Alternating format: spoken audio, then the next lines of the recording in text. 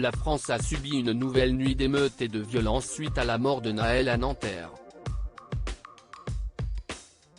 Le domicile de Vincent Jeanbrun, maire de L'Haÿ-les-Roses, a été pris pour cible par une voiture bélier alors que sa femme et leurs 2 jeunes enfants s'y trouvaient mais pas lui. Ce dernier a réagi sur Twitter.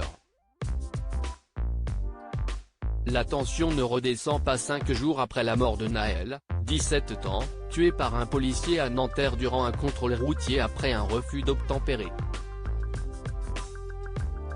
Alors que le jeune homme a été inhumé samedi 1er juillet au cimetière du Mont-Valérien à Nanterre en présence de plusieurs milliers de personnes, la France a vécu une nouvelle nuit d'émeutes et de violence.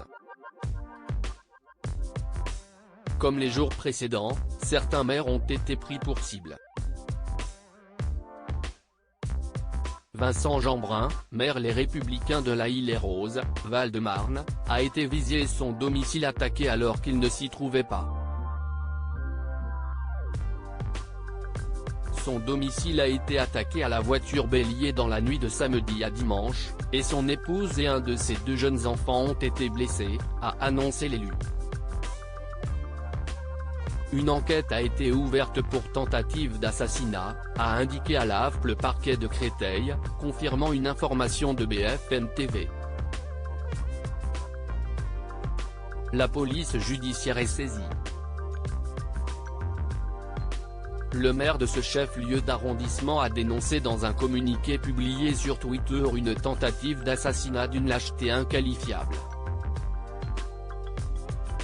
Vers 1h30, alors qu'il se trouvait à l'hôtel de ville comme depuis 3 nuits pour faire face aux violences urbaines, des émeutiers ont lancé une voiture bélier sur son domicile avant d'y mettre le feu pour incendier sa maison, a-t-il indiqué dans un communiqué publié sur Twitter.